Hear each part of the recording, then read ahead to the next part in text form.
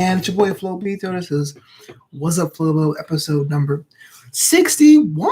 It's a whole lot, man. I'm always surprised when I count and I see how it is. It's actually a genuine reaction. I'm not just saying it to be funny, but like, man, I didn't think I'd be having so many of these. I've always heard when it comes to podcasting or vlogging, but the number is 8. Usually after the 8th episode, people get bored of it and they don't do it anymore. But I'm so glad we're doing more. How's everyone doing? I'm doing A-okay. Just want to talk to you a little bit about me personally this week. Riding on high, still getting a lot of love from the RL community. I saw them a couple of my clips from the games I called on Sunday, and people like that a lot. That was pretty feeling good about that. And my friends who have stepped up to support the homie and buy a t-shirt at flopito.threadless.com.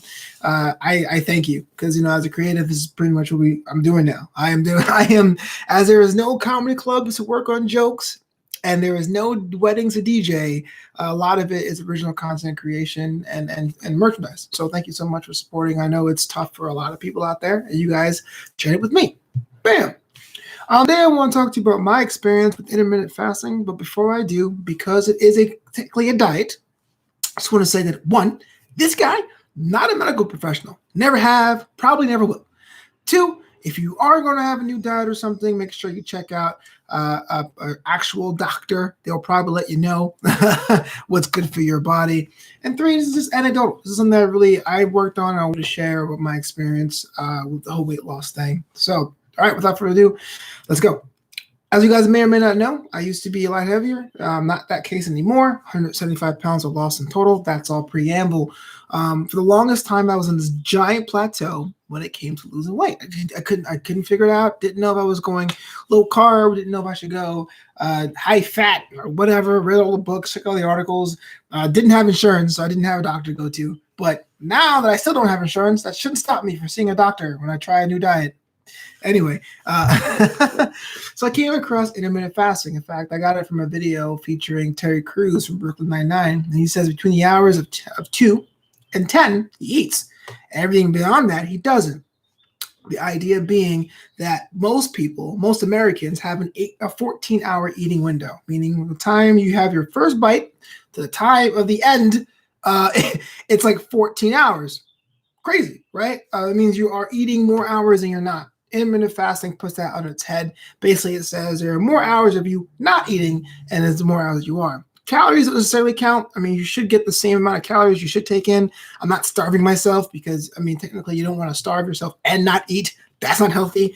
But for me, at first, between the hours of 11:30 a.m. and 7:30 p.m., I think is a very easy way to start. That's called a 16-8 intermittent fasting cycle, which means there's 8 hours of you eating, 16 hours of you not eating. I picked 11:30 to 7 because it's very open to social situations. If you have lunch with friends or if you go out and have like an early-ish dinner, you can probably get away with that. And started doing that this time last year, and that pushed me past my last threshold, my last plateau. In fact, I think I lost my goal weights. I hit my goal weights. The last 20 pounds came from intermittent fasting on a 16-8 cycle. Now, there's other kinds of fasts out there. I'm in quarantine now, so I do more of an 18-6 or even a 24, which is 20 hours of not eating and 4 hours of eating, which sounds extreme if you're starting from nothing, but you can work your way up to it because sometimes I don't even remember that I'm hungry until I go, oh yeah, it's been 21 hours since I've eaten.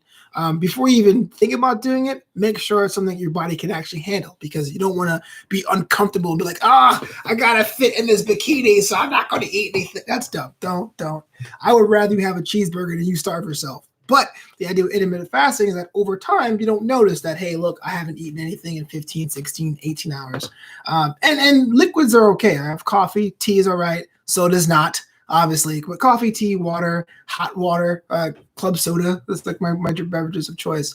So in quarantine, I use an 18-6 or a 24. That's 20 hours of not eating at most, and then 4 hours of eating. Probably just one meal and coffee at the end of the day.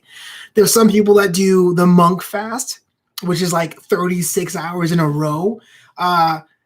Personal record for me is 25 hours. I can't do 36. I don't think that's even possible and or healthy to do that willingly when you live in a place where food is so abundant.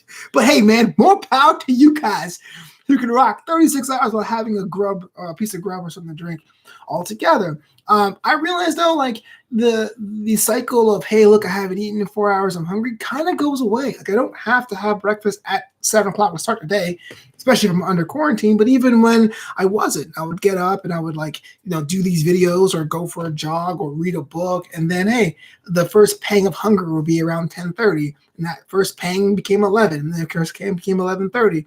Like your body is a way more adaptable and dynamic than you give it credit for, which is why I'm a big fan of it, which is why I'm a big proponent of it. And I love to eat.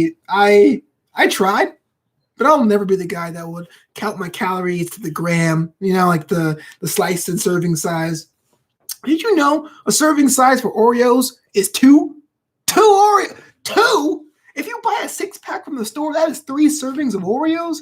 Nah, fam. I am going ham with my Oreos, bro. So I'd rather have myself a situation where I can set myself up that if I never decide to have a cheat meal, and that's a whole different science of whether or not cheat meals are good for you or not, but I think so.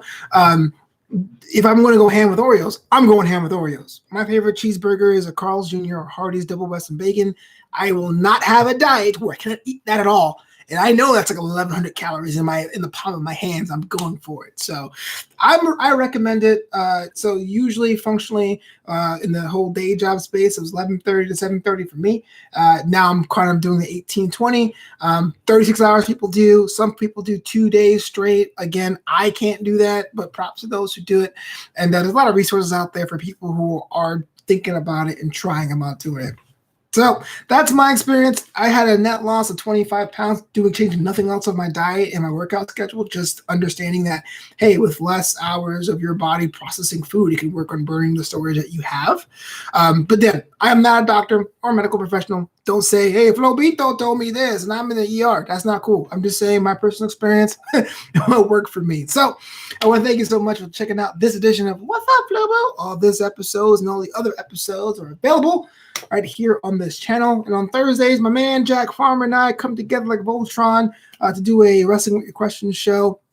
A big show already planned for next week, so stick around for that. Follow me over at the Twitter at Flobo Boys, on Instagram at Flobito. But until then, until Monday, be yourself, eat hearty meals when you can, and enjoy your time in quarantine.